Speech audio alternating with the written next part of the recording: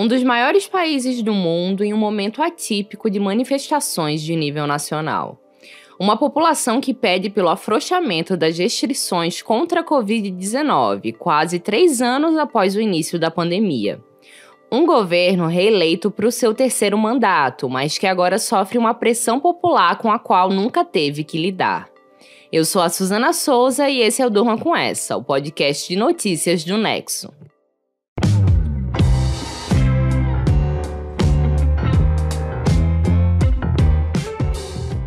Olá, eu sou a Aline Pellegrini e tô aqui com a Suzana para apresentar esse podcast que vai ao ar de segunda a sexta, todo começo de noite, sempre com notícias instigantes que podem continuar a ecoar por aí.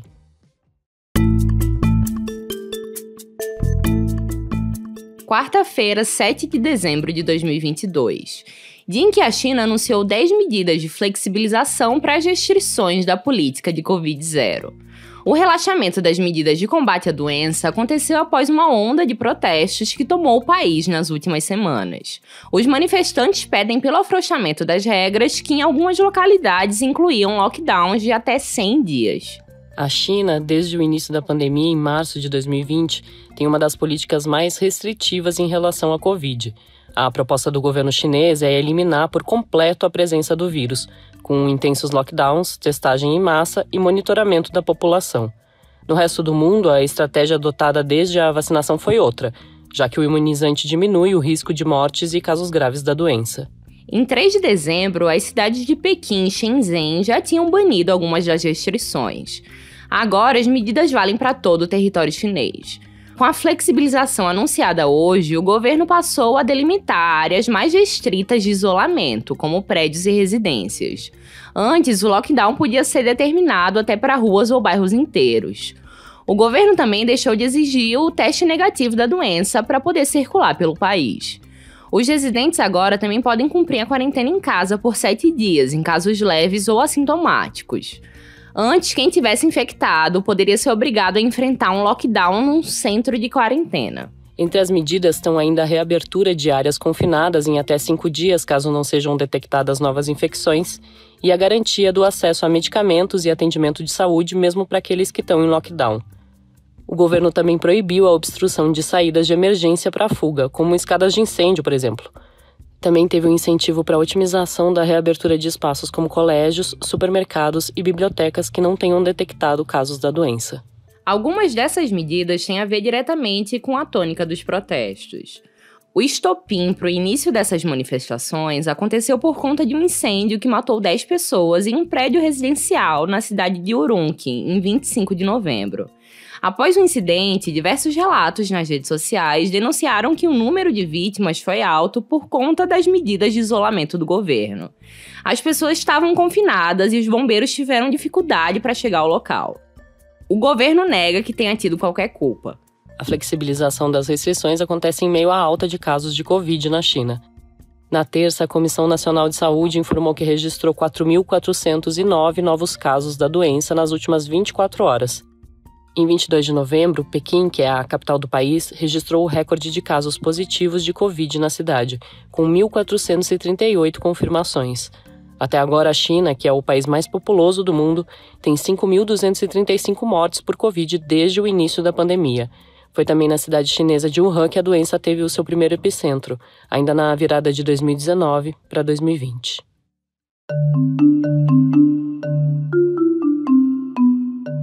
Os protestos contra a política anti-Covid respingaram no atual presidente chinês Xi Jinping, que acabou de assumir seu 3º mandato. A restritiva política chinesa de combate à doença tem gerado insatisfação na população, que vê o resto do mundo retomando uma certa normalidade após o período de confinamento pelo medo do vírus.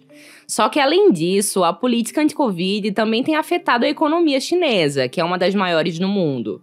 A previsão é que o país cresça cerca de 2,5% em 2022, menos da metade dos 5,5% previstos pelo Partido Comunista Chinês e abaixo do 8,1% de 2021.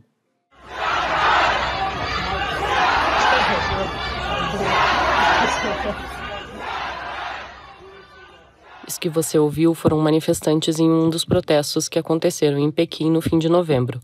Nele, os manifestantes pedem pelo afastamento de Xi Jinping. Esses gritos se repetiram aos montes em diversos outros protestos contra a política de Covid-0, que aconteceram não só na China, mas em cidades europeias como Berlim e Londres. No território chinês, os atos chegaram a ser violentos, com confronto dos manifestantes com a polícia. Em 28 de novembro, por exemplo, o jornalista britânico Ed Lawrence, da rede BBC, foi preso e agredido no centro de Xangai.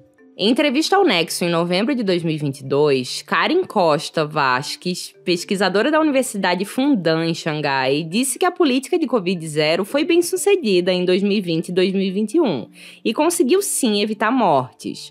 Só que o cenário de 2022 é outro. Para ela, o problema foi que o governo teve tempo para criar uma infraestrutura hospitalar e produzir vacinas, mas insistiu na política de Covid-0, sem criar um plano B. Parte do problema da China está na baixa adesão à vacinação. Só cerca de 60% da população acima de 60 anos tomou as 2 doses da vacina. E tem também a escassez de leitos hospitalares para tratar a doença.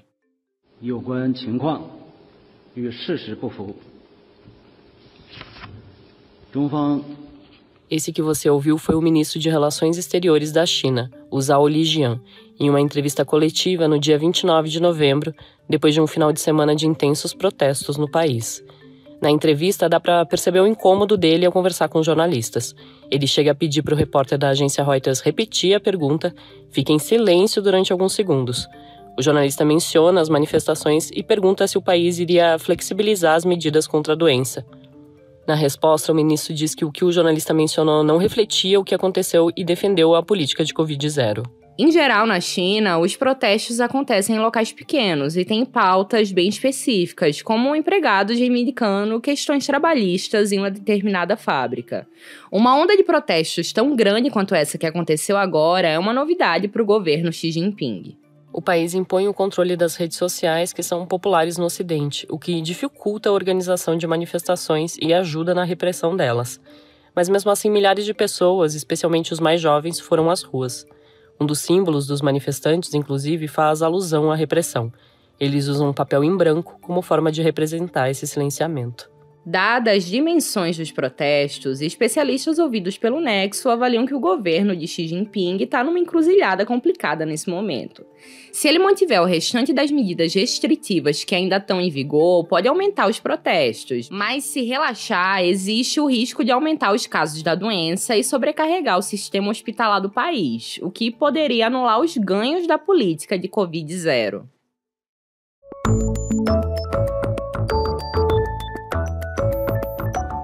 Semanas após a Conferência do Clima da Organização das Nações Unidas, começou nesta quarta-feira outra cúpula da ONU, a COP15, que é voltada para discussões sobre a biodiversidade.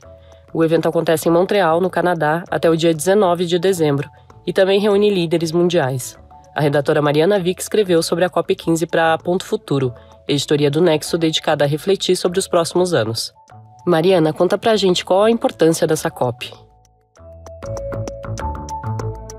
Da mesma forma que a Conferência do Clima da ONU, da qual a gente já falou muito aqui no Nexo, a COP da Biodiversidade é uma reunião de representantes de países que ratificaram um acordo internacional, nesse caso um acordo chamado Convenção sobre Diversidade Biológica. Esse tratado, assinado em 93, tem o objetivo de conservar a biodiversidade global e garantir o uso sustentável das espécies e dos ecossistemas. A COP da Biodiversidade acontece a cada 2 anos, em todo ano par. Os encontros servem para construir consenso sobre o tema e avançar em novos acordos para cumprir os objetivos da Convenção sobre Diversidade Biológica.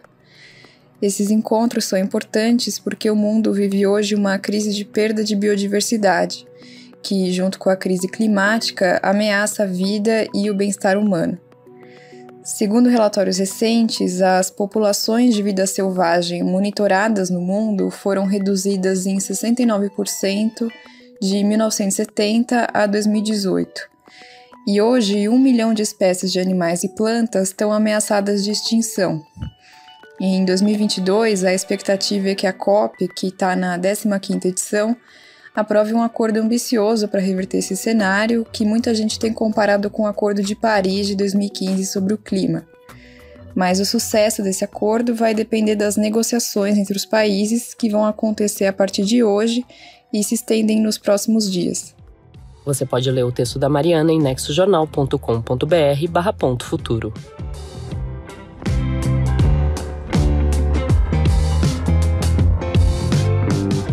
Do relaxamento das restrições contra a Covid na China e terminando com a COP da biodiversidade da ONU, durma com essa.